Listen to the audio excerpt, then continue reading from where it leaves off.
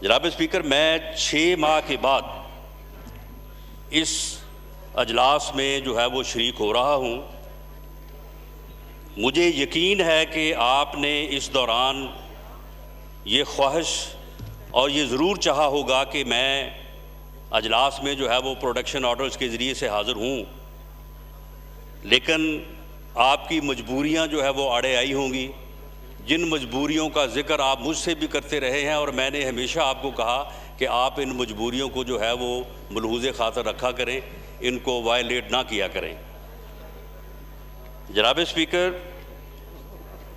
1 जुलाई, पहले तो मैं ये बात कह दूं कि ये मेरा कोई इरादा नहीं था, लेकिन क्योंकि यहाँ पे इस अंदाज में बातें हुई हैं और इस अंदाज में जो है वो मेरे केस के ऊपर जो है वो कमेंट्स हुए हैं, इसलिए मैं उस चीज़ को जो है वो पेश नज़र रखते हुए जनाब स्पीकर, ये अल्लाह का कलाम, अल्लाह की हदायत कुरान पाक जो अल्लाह ने बनी नौ इंसानियत के लिए जो है वो उतारा है और जिसमें ये ज़िक्र है कि ए ईमान वालों, सच की गवाही के लिए उठ खड़े हो और सच और हक की गवाही जो है उसके लिए उठ खड़े होने में कोई चीज़ तुम्हारे रास्ते में हायल ना हो, और वो गवाही जो है वो अगर आपके अपने खिलाफ भी जाती हो तो फिर भी तुम्हारे ऊपर ये फ़र्ज़ है कि तुम हक और सच की बात जो है वो करो। और अल्लाह ताला ने इसमें ये फरमाया है कि इन्नल्लाह अला कुल्लि शैइन कदीर, मैंने दोनों हाथों से पकड़ा है, दोनों हाथ वो अल्लाह ने दिए हैं और दोनों हाथों से मैंने पकड़ा है। इन्नल्लाह अला कुल्लि शैइन कदीर, अल्लाह ताला जो है वो हर चीज़ के ऊपर कादर है। इज़्ज़ो मंतशा ज़िल्लो मंतशा, इज़्ज़त और ज़िल्लत जो है वो अल्लाह ताला के हाथ में है। मैं अल्लाह ताला के इस कलाम को, अल्लाह ताला के इस पाक कलाम को गवाह बना के और रब्बे ज़ुल जलाल के नाम जो छत पे लिखे हैं और उसके नीचे मैं भी खड़ा हूँ और आप भी जो है वो मौजूद हैं, मैं इनको गवाह बना के ये बात करता हूँ कि ये फैक्ट्स में मैं अगर एक लफ्ज़ भी जो है वो गलत कहूँ तो अल्लाह ताला का कहर और गज़ब मेरे ऊपर जो है वो नाज़िल हो। जनाब स्पीकर, 1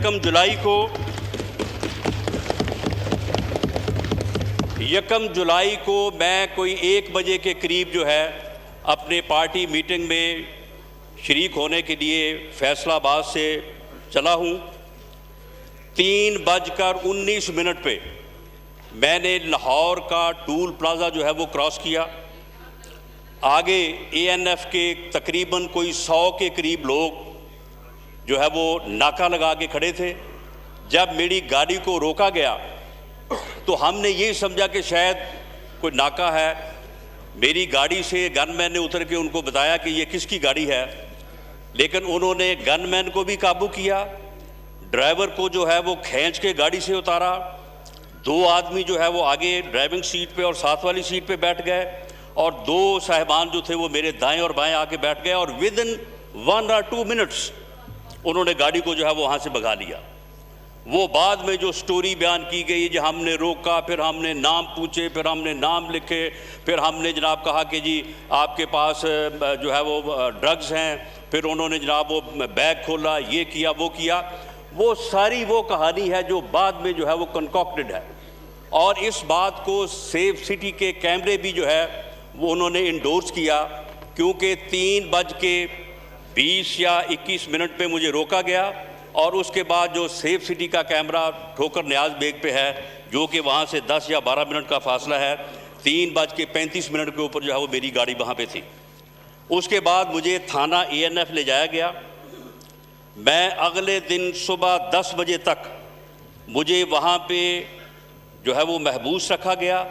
इस दौरान जनाब स्पीकर, ये बात नोट करने वाली है, मैं ये फैक्ट्स इसलिए बयान कर रहा हूँ कि ये इस मुअज़्ज़ज़ ईवान के रिकॉर्ड का हिस्सा बने।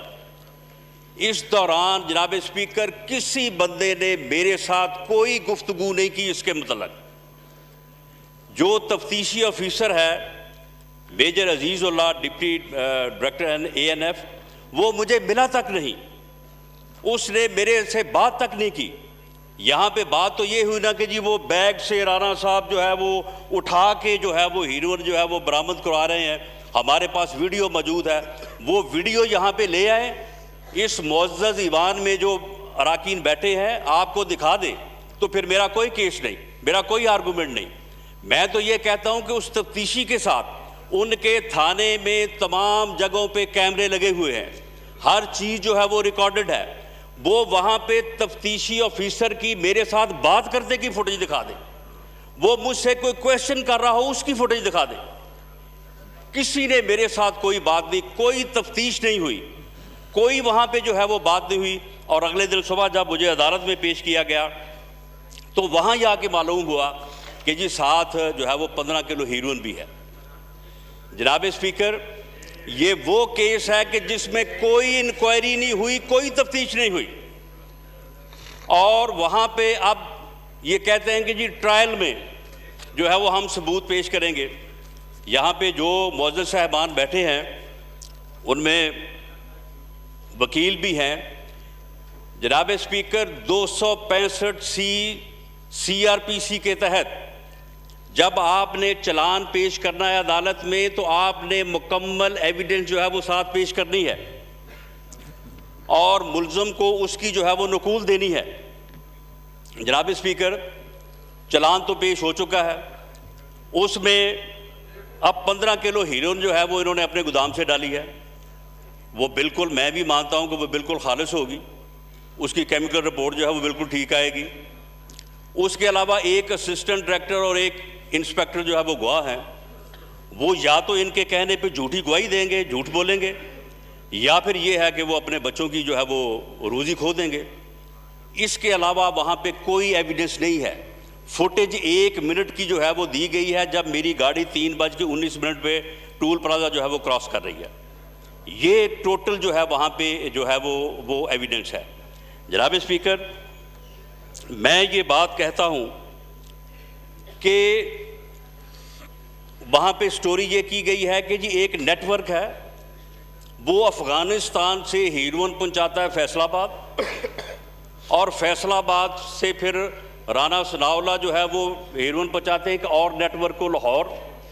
यानी ये नेटवर्क जो है, ये ग्रो जो है, ये इतना समझदार है कि अफ़गानिस्तान से लाहौर आने की बजाय फैसलाबाद चला जाता है, और वहाँ से वो हीरोइन जो है फिर वो लाहौर पहुँचती है और लाहौर से पूरी दुनिया में जाती है, और ये साल हा साल से काम हो रहा है। जनाब स्पीकर, ये इतना बड़ा नेटवर्क जो अफ़गानिस्तान से फैसलाबाद और फैसलाबाद से लाहौर और लाहौर से पूरी दुनिया में फैला हुआ है। 6 माह मैं जेल में रहा हूँ और जिन हालात में रहा हूँ मैं उनके ऊपर भी बात नहीं करूँगा। 6 माह में उस ग्रोह के लोग कहाँ हैं? वो उनमें से कोई 2, 4, 10, 20 लोगों को पकड़ा जाता और उनका मेरे साथ जो है वो तल्लक साबित किया जाता। कोई उस ग्रोह का जो है वो मालूम नहीं है। जनाब स्पीकर, ये मेरी बात नोट करें, मेरी 25-30 साल की जो है वो पॉलिटिकल लाइफ है। मैं 5 मरतबा जो है वो पंजाब असम्बली का मेंबर मुंतखब हुआ हूँ। अब मैं MNA हूँ। 10 साल मैं जो है वो वज़ीर कानून के तौर पे मैंने सर्व किया है। फैसलाबाद से जो अरकान कौमी असम्बली इलेक्ट हुए हैं, आपकी जमात से हैं, वो भी यहाँ पे मौजूद हैं।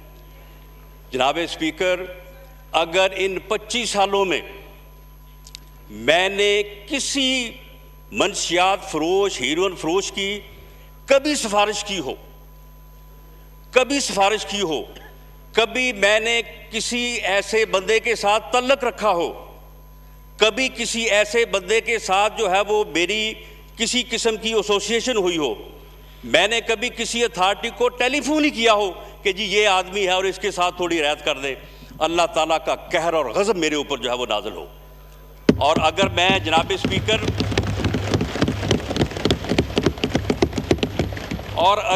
स्पीकर मैं ये सच कह रहा हूँ और अल्लाह के फजल से ये अल्लाह की पाक किताब और रब्बे ज़ुल जलाल के जो नाम छत के ऊपर लिखे हैं, मैं इनको गवाह ठहरा के कह रहा हूँ कि मैं ये सच कह रहा हूँ, तो फिर उन लोगों के ऊपर जिन्होंने ये जुल्म किया मेरे साथ, उनके ऊपर अल्लाह ताला का कहर और गज़ब नाज़िल हो।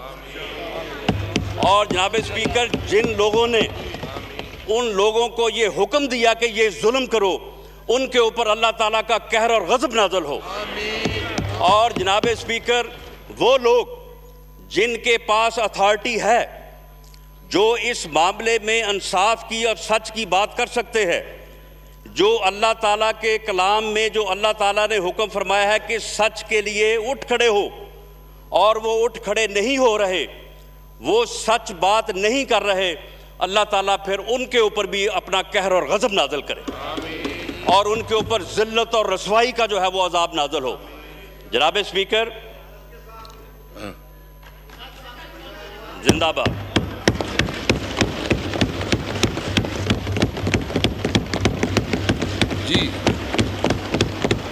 जी राणा साहब, प्लीज टाइम शॉर्ट है।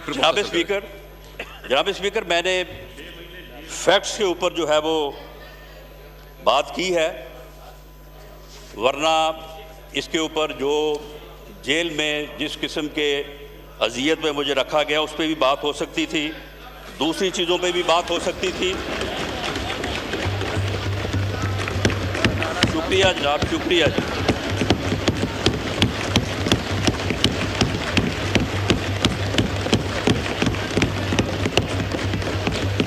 जी। जनाब स्पीकर, जनाब स्पीकर, जनाब स्पीकर, मैं अर्ज कर देता हूँ। जनाब स्पीकर, मैं ये अर्ज कर देता हूँ। जनाब स्पीकर, क्या प्लीज। जनाब स्पीकर, क्या एक आम शहरी का, यानी रियासत अगर जो है वो किसी अपने शहरी के खिलाफ ड्रग्स का जो है वो केस करे, ड्रग्स जो है वो प्लांट करे, तो फिर आइन में जो शहरी का और स्टेट का जो रिश्ता है वो फिर कहाँ रह जाता है? जनाब स्पीकर, क्या मेरा एक सिटीज़न के तौर पे और इस मुअज़्ज़ज़ हाउस के मेंबर के तौर पे मेरा ये हक नहीं है कि इस केस में जो है वो एक इंक्वायरी, एक तफ्तीश जो है वो हो, मुझे फेयर चांस दिया जाए, मुझे मौका दिया जाए कि तफ्तीश की स्टेज के ऊपर भी मैं अपनी बेगुनाही का सबूत जो है वो शामिल मिसल करवा सकूं? क्या मुझे ये हक हासिल नहीं है कि मैं अपना मौक़िफ़ जो है वो पेश कर सकूं, मैं अपना बयान रिकॉर्ड करवा सकूं? मैं इस हाउस के मुअज़्ज़ज़ मेंबरान से ये कह रहा हूं कि इस केस में कोई तफ्तीश नहीं हुई, इसमें कोई इंक्वायरी नहीं हुई। मेरे साथ तफ्तीशी अफीसर की बात करते की फुटेज दिखा दें चलें, ठीक है जी, मैं फिर ट्रायल फेस कर लेता हूँ। अगर इस मामले में कोई इंक्वायरी नहीं हुई, कोई तफ्तीश नहीं हुई और सिर्फ गोदाम से निकाल के 15 किलो हीरो के साथ मुझे अदालत में पेश कर दिया गया है, तो मैं फिर ट्रायल जो है वो साल, 2 साल, 3 साल मैं क्यों फेस करूं? मैं इस स्टेज के ऊपर इंसाफ का तकाजा क्यों ना करूं? और मुझे ये मुअज़्ज़ज़ ईवान इस स्टेज के ऊपर इंसाफ क्यों ना लेके दे? इसलिए मेरी